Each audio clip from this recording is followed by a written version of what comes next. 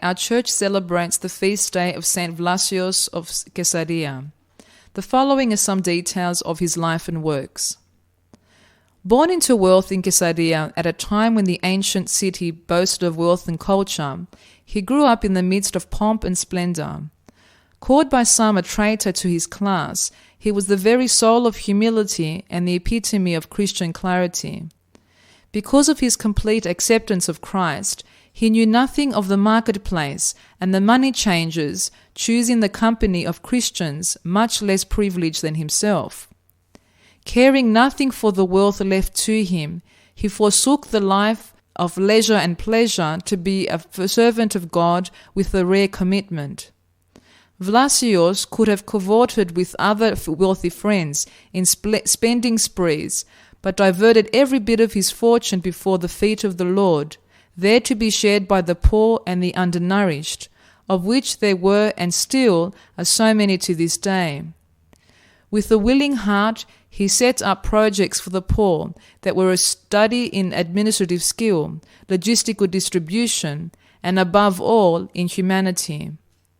When the word was out that the generosity stemmed from Vlasios, he was approached by his affluent friends, anxious to determine what madness drove him to depart from his worldly goods. Vlasios saw in their concern an opportunity to convince them that far from madness, it was for the highest of purpose he was acting thus, and he invited all he knew to a great banquet, at which he had not only acted as his own toastmaster, but as a spokesman for the Saviour as well. Pagan and Christian guests alike hushed in silence as he spoke of their obligation to those less fortunate than themselves, exhorting them to act in the same manner in the name of the Lord. As impressive as a noble Vlasios might have been, it is doubtful that his affair was a successful fundraiser, although his words and deeds must have pricked the conscience of some of the Christians present. It is certain that although he may have won a few converts, he did nothing but incur the wrath of scornful pagans who looked upon Christian clarity as a trivial application of support to the weak and defenceless. After the feast, the flint-hearted pagans went forth not in gratitude to their host, but to seek his denouncement for his overt offence to their own false beliefs. They called for his Christian head and got it, although in the end they wished they had kept silence. For his offence against the state and its false idols, Vlasios was called before a magistrate who might have been lacking in charity, but was not lacking in the least in cunning cruelty. When the sentence was pronounced, little did anyone know that the magistrate was summoning forth the power of God.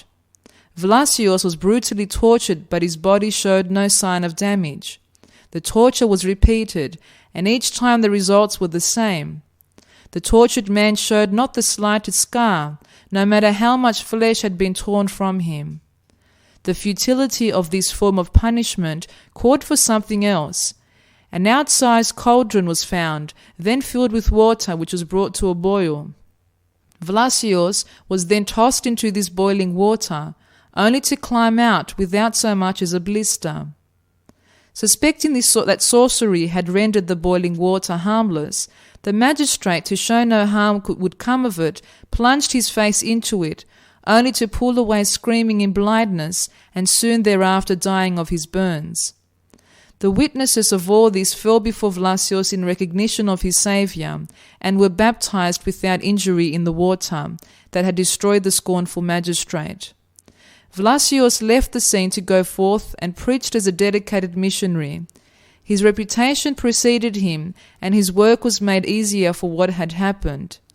His ministry work continued for many years, until he died in peace of old age.